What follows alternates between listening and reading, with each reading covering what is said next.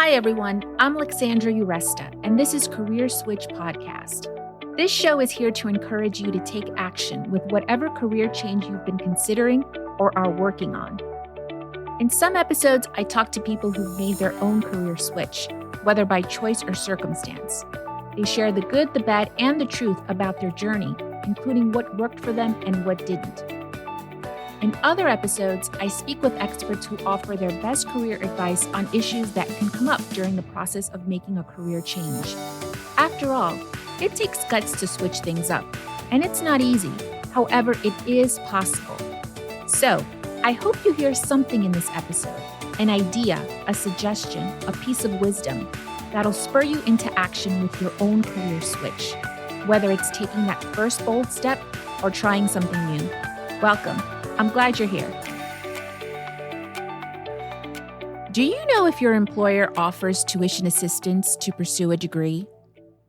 Plenty of them do. However, only about 5% of eligible employees take advantage.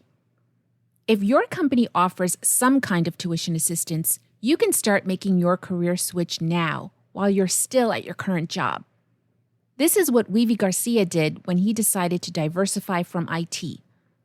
When his company offered an MBA program to their employees, he went for it.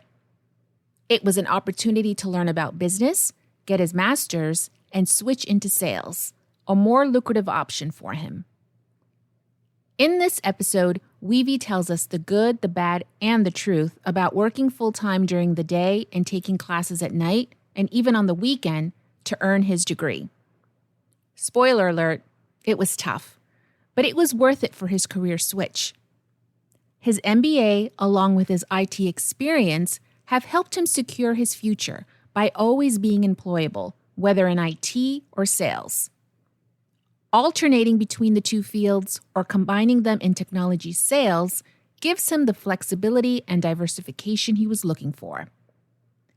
He also shares how he had to move on from his employer after he got his MBA in order to grow, and how networking was key in making his career switch. Hi, Weavy. Thanks for joining us. Let's dive in. What were you doing before your career switch, and what led up to it? For many years, my original career coming out of college was with IT. I had jobs like systems analyst, help desk analyst, and my jobs were helping people with their infrastructure. The IT field was very lucrative at the time. I can leave a job, I can be let go. And literally, I would post my resume that night. The next morning, I got a call from a headhunter. Within a week, I'd have a better job with more income. For many years, this was the pattern in the 1900s and the 2000s. And then after 9/11, I lost my IT job. After that, I remember literally about 6 months of looking for jobs, Monster, Career Builder, all the big search engines, and not getting a single phone call for 6 months. So this was after 9/11. Things had dried up. I was in New York at the time. Things had just dried up dramatically in terms of jobs. And I found myself, I guess, in a scary situation. To that point, I had a few years under my belt as an IT person, and I couldn't even get an interview for an IT job. So that was the beginning of me wanting to expand out or not be pigeonholed. A few months later, I moved to Florida, where some family members told me that there were many more IT jobs. And I came to Florida because I was already promised 2 or 3 IT jobs over the phone. And when I showed up, sure enough, I was able to start working right away. So that got me to move. And 2 years later, I wound up being at a big company, Tyco at the time, it was called. And after being there a few months, they offered me an opportunity to get my master's degree, that they would help pay for it. And again, that was something that I never thought of doing. I've been wanting to diversify myself and get into something new. But that for me was an opportunity that I took. So at Tyco, you were still in IT? Yes. My title there was senior technical analyst, I believe. I was the only IT person at the Florida location representing IT, which was a great benefit to me because I was so well liked and so well wanted. How did the opportunity come up at Tyco to get your MBA?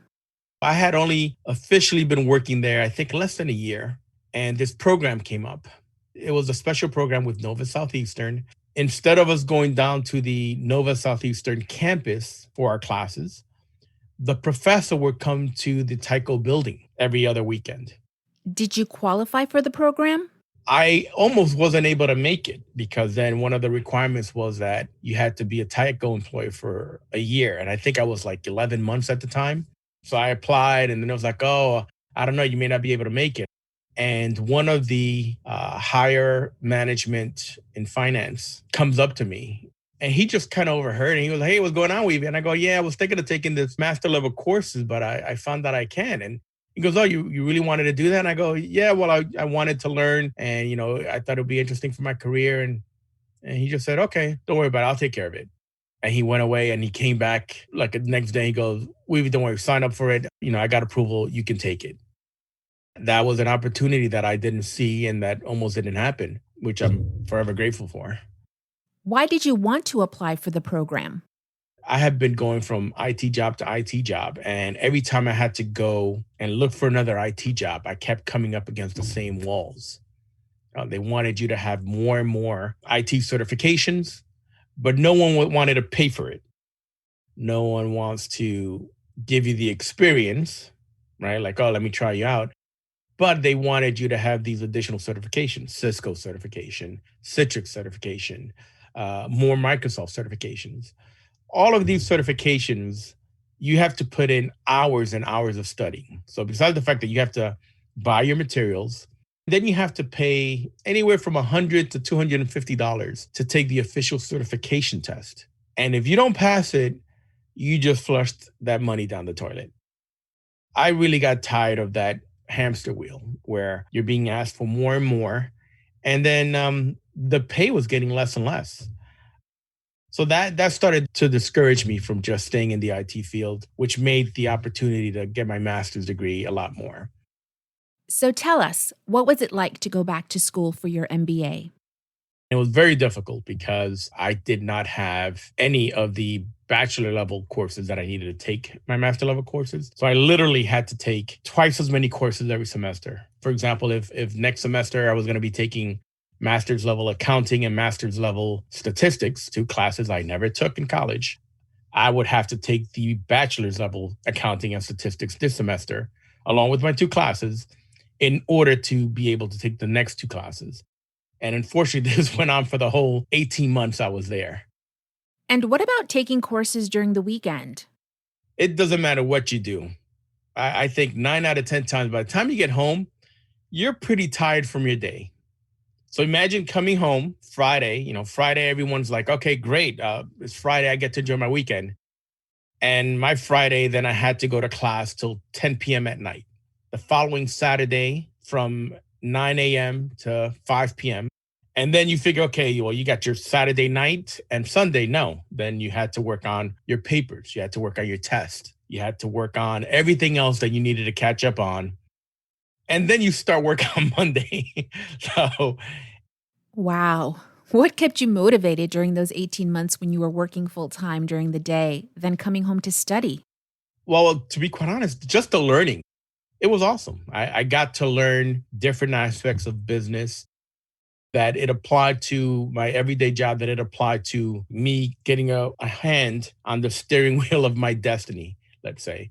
That really just kept pushing me to do more and to make sure I accomplished completing the master's degree.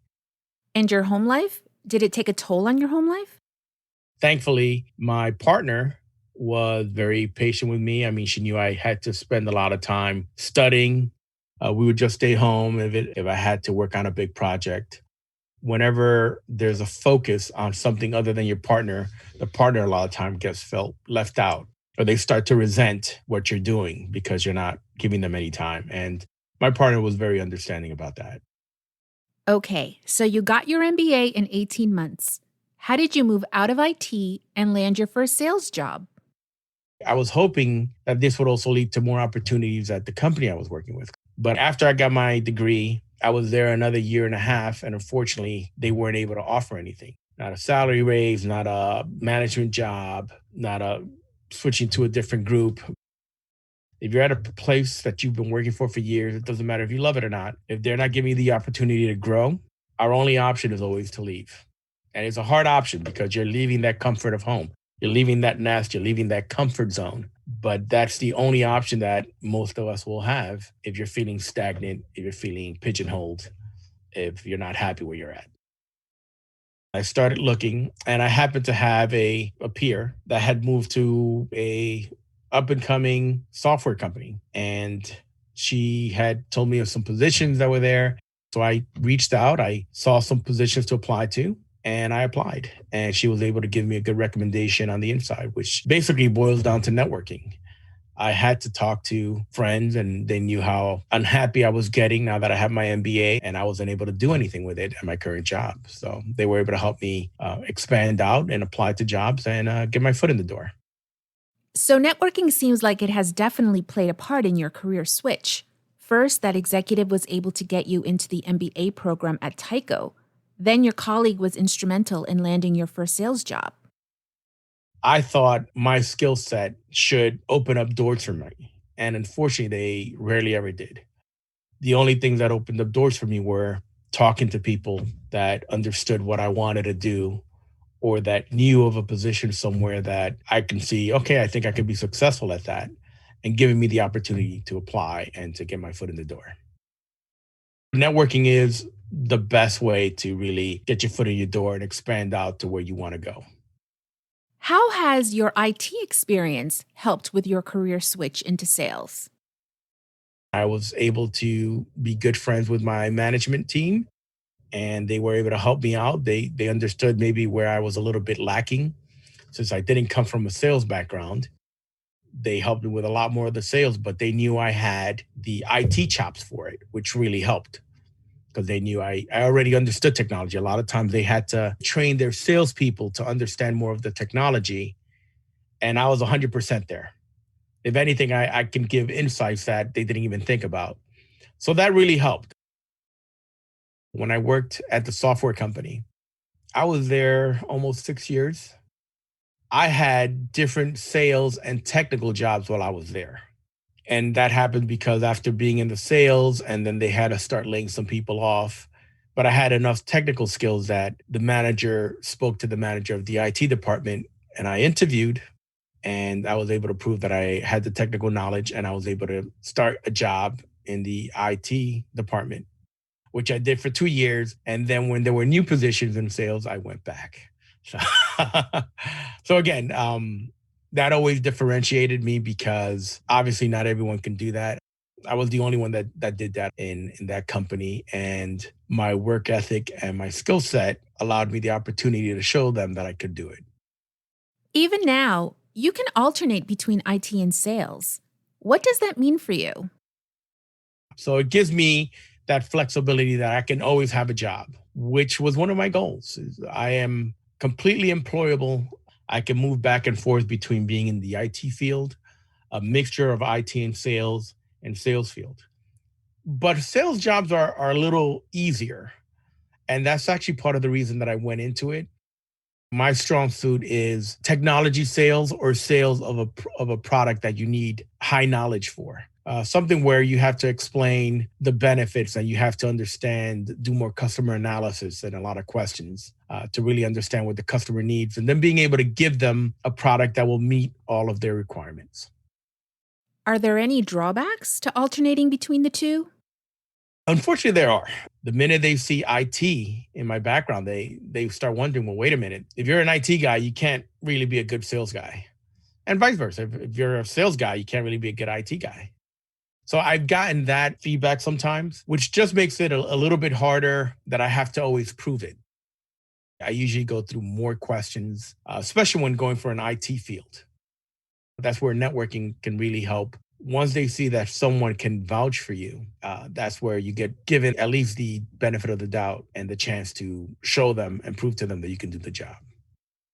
How would you summarize your transition from IT to sales? And what are you doing now?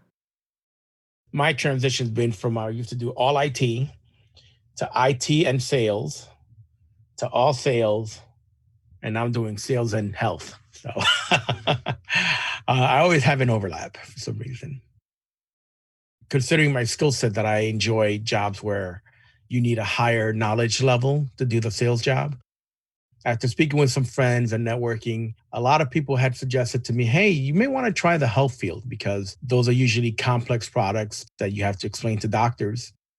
So, what do you currently do as a physician relationship manager?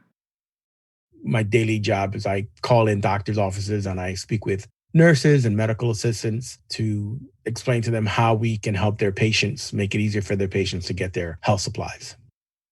Right now, I've been in this health job about a year. I plan on staying here maybe another year and then seeing if I can go up the ranks or if I have to jump ship again. And thanks to your technology know how and your business degree, you also have a podcast and your own business. Right now, I'm co-host of the Uncanny Coconuts podcast, and I have a drone business, which I manage, and I do drone jobs on the weekends. So, what advice do you have for our listeners who are working on their career switch? Well, first of all, network. Absolutely. Networking isn't calling everyone you know and saying, "Hey, I want to work." Networking is going to social events. It's catching up with people that you know. And again, this could be for coffee, this could be for lunch, this could be for dinner. It doesn't have to be, hey, I'm feeling really down about my job and about my career and I want to do something. I think the true fact about networking is really about sharing your story, where you want to go, what you want to do. And then those people in turn will keep an eye out for things that may benefit you. And, and it's not just about, again, checking off, oh, yeah, I spoke to Bob I haven't spoken to in 5 years and I'm good. No, it's just, hey, keep in touch with Bob. You never know. You never know when Bob will jump ship and he'll be at a new company that, you were just talking about, oh, yeah, that company. And he may be like, hey, I'll keep an ear out for you and I'll let you know if I hear of any positions. So it's keeping those doors open. Thanks to Weavy Garcia for being our guest today. If you want information about companies that offer tuition assistance for their employees, check out the show notes. You'll also find articles on the 10 best master's degrees for career changers and advice on how to ask your employer for tuition reimbursement benefits. You can find links to the resources mentioned in this episode and more helpful information in the show notes and on our website, careerswitchpod.com. While you're there, join our mailing list and follow us on Instagram and Twitter at CareerSwitchPod. So what's your career switch? Are you excited to take action after listening to this episode? Tell us at CareerSwitchPod.com. We'd love to know, along with any feedback you have about the show. We're a new podcast, so please rate, review, and share with your friends and colleagues. It'll help get the show out there. Thanks for listening today. Till next time.